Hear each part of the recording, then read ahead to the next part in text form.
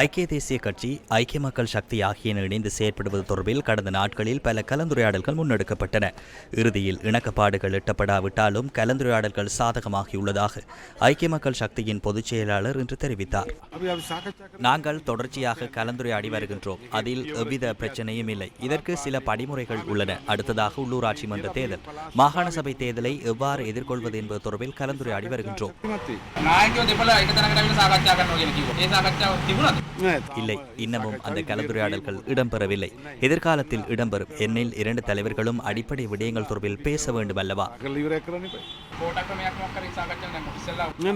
இல்லை, அதற்கான கோரிக்கை விடுக்கப்பட்டுள்ளது. எமது செயற்குழு தொலைபேசியில் போட்டியிட வேண்டும் என்றே தீர்மானித்துள்ளது. ஐக்கிய தேசிய கட்சியினர் யானையில் போட்டியிடுவதற்கு பகுதியொன்றை வழங்குமாறு கோரியுள்ளனர். அந்த இடத்தில் இப்போது கலந்துரையாடல்களின் முடிவுகள் உள்ளன.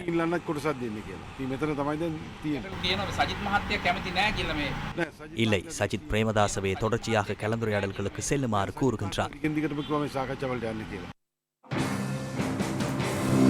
முன்னாள் பாராளுமன்ற உறுப்பினர் ஹிருணிகா பிரேமச்சந்திரவின் நிலைப்பாடு இவ்வாறாக அமைந்துள்ளது.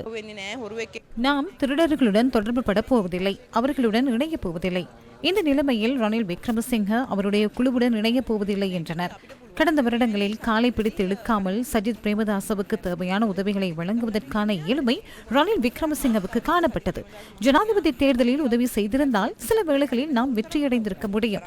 அவ்வாறு இல்லாமல் அவர்கள் இப்போது வீழ்ந்துள்ள சந்தர்ப்பத்தில், யானையில் வாக்கு கேட்டு ஒரு பாராளுமன்ற ஆசனமும் இல்லாத சந்தர்ப்பத்திலும், அதனை விட அவர்களுக்கு தெரியும், தனியாக எதிர்வருகின்ற தேர்தலில் போட்டியிட்டால் எவ்வித வாக்குகளும் கிடைக்காது. அதனால் அவர்களின் வாக்குகளால் லாபம் கிடைக்கும் என நான் நினைக்கவில்லை. அவ்வாறு இணைந்தால் கூட்டணியின் தலைவராக சஜித் பிரேமதாஸ் இருக்க வேண்டும் அல்லது தொலைபேசி சின்னத்தில் போட்டியிட வேண்டும். அதனை அவர்கள் விரும்பவில்லை அல்லவா? அவ்வாறான சிலரை வேலைகளுக்குள் விழ வேண்டுமா?